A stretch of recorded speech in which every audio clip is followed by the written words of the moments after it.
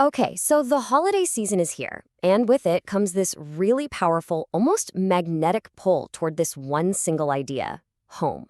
But what does home actually mean, especially this time of year? Well, that's exactly what we're going to unpack together.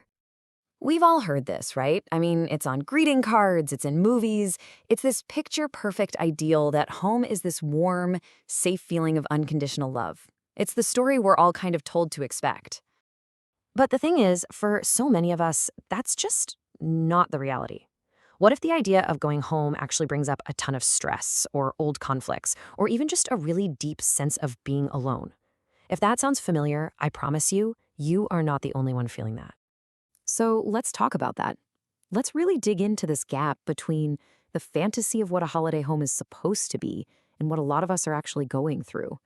We can think of it as the holiday home myth. And to really get why this myth is so powerful, you have to see this number.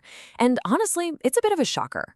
According to a recent Cigna study, 58%, that's more than half of all adults in the US, are considered lonely. And this isn't just a holiday thing. This is the baseline reality for a huge number of people. We're not just talking about a few people feeling isolated here and there. No, this is so widespread that experts are literally calling it an epidemic of loneliness. So, who's feeling this the most? The answer might actually surprise you.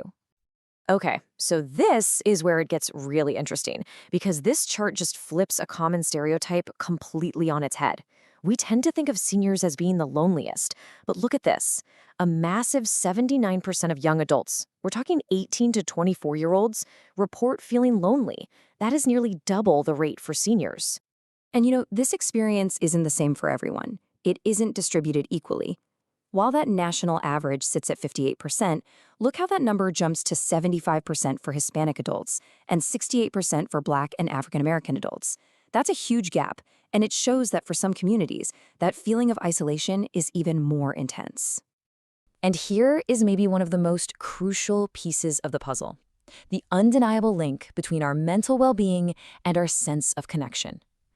The data is clear. If you are struggling with your mental health, you are more than twice as likely to also be dealing with loneliness. The two just seem to go hand in hand. So, with all that as a backdrop, let's bring it back to the holidays. Let's see what happens when we take this widespread feeling of loneliness and drop it into that very specific, emotionally charged setting: the family home. So, on one side, you've got the fantasy, right? The Hallmark movie version of home: cozy fireplaces, perfectly happy families, where every problem is neatly tied up with a bow by Christmas morning. But on the other side, you have the reality for so many people: emotional minefields, old family tensions, and sometimes just a really painful distance. There's this really fascinating psychological idea called a home complex. Think of it as this emotionally charged bundle of all our memories, feelings, and associations with the idea of home. And it can get triggered in a big way when the home you're returning to has changed. Maybe a loved one isn't there anymore, or the family dynamics have totally shifted. And for a lot of people, that shift is huge. I mean, get this. Some estimates suggest that up to 1/3 of people, that's 1 in 3, are estranged from a family member. So for them, the whole idea of going home for the holidays is incredibly complicated, if not totally impossible. So, what do you do if that external idea of home feels shaky or unstable or just gone? Where do you turn? Well, this is where things get really powerful. We start to look inward at the idea of building an inner sense of home, a place of safety you can create for yourself. And the first tool for doing this is something called attunement. And it's pretty much exactly what it sounds like. It's like you're tuning a radio, but you're tuning into your own internal signals: your thoughts, your feelings, what your body is telling you, so you can really understand what you need in that moment. So, how do you actually do this? Well, first, just get curious about what's going on inside without judging it. Second, you have to actually create some quiet space to listen to what comes up.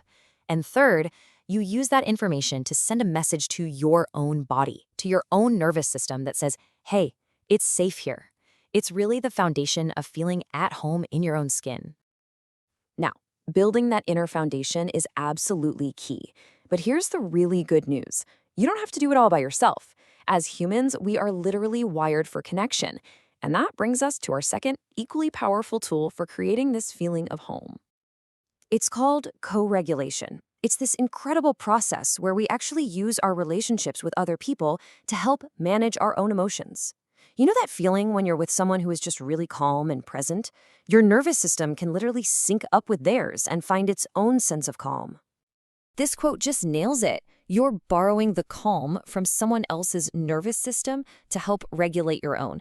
Just think about that for a second. It's an actual biological process, and it's powered by simple human connection.